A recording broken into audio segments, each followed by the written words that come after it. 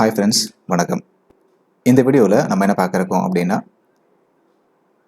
9ஆம் வகுப்பு ஜியாகிரஃபி ஒருவரி வினாக்கள் பார்க்குறோம். ஸோ ஒன்லைனர் பார்க்குறோம். வீடியோ ஸ்கிப் பண்ணாமல் ஃபுல்லாக பாருங்கள். இந்த வீடியோவை உங்கள் ஃப்ரெண்ட்ஸுக்கும் ஷேர் பண்ணுங்கள்.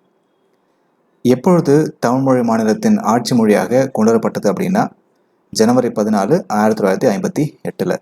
ஸோ தமிழ்மொழி மாநிலத்தின் ஆட்சி மொழியாக எப்போ கொண்டு வரப்பட்டுச்சு அப்படின்னா ஜனவரி 14, 1958ஆம் ஆண்டு. இந்தியாவின் மொத்த பரப்பளவு அடிப்படையில் தமிழகம் பரப்பளவின் எத்தனையாவது இடத்துல இருக்குது அப்படின்னா 11th பிளேஸில் இருக்குது. ஸோ இந்தியாவின் மொத்த பரப்பளவு அடிப்படையில் தமிழகம் எந்த இடத்துல இருக்குது அப்படின்னா 11th பிளேஸில் இருக்குது.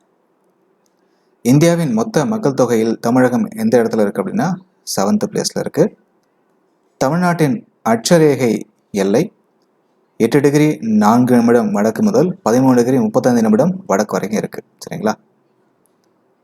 தமிழ்நாட்டின் தீர்க்கரேகை எல்லை அப்படின்றது 76 டிகிரி 18 நிமிடம் கிழக்கு மற்றும் 80 டிகிரி 20 நிமிடம் கிழக்கு வரைக்கும் இருக்கு.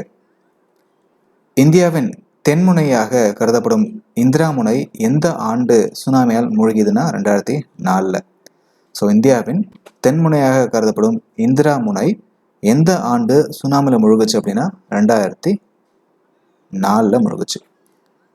தமிழ்நாட்டின் மொத்த நிலப்பரப்பு எவ்வளவு அப்படின்னா 1,30,058 சதுர கிலோமீட்டர். ஸோ தமிழ்நாட்டின் மொத்த நிலப்பரப்பு எவ்வளவு அப்படின்னா 1,30,058 சதுர கிலோமீட்டர். தமிழகம் பரப்பளவில் இந்தியாவில் எத்தனை சதவீதம்? தமிழகம் பரப்பளவில் இந்தியாவில் எத்தனை சதவீதம் அப்படின்னா 4%.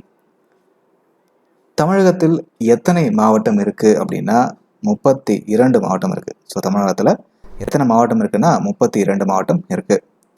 தமிழகத்தின் மாநில பறவை மரகத புறா. ஸோ தமிழகத்துடைய மாநில பறவை எதுனா மரகத புறா. தமிழகத்தின் மாநில பூ செங்காந்தல் பூ, செங்காந்தல் மலர். சரிங்களா? ஸோ தமிழகத்தின் மாநில பூ எது அப்படின்னா செங்காந்தல் மலர்.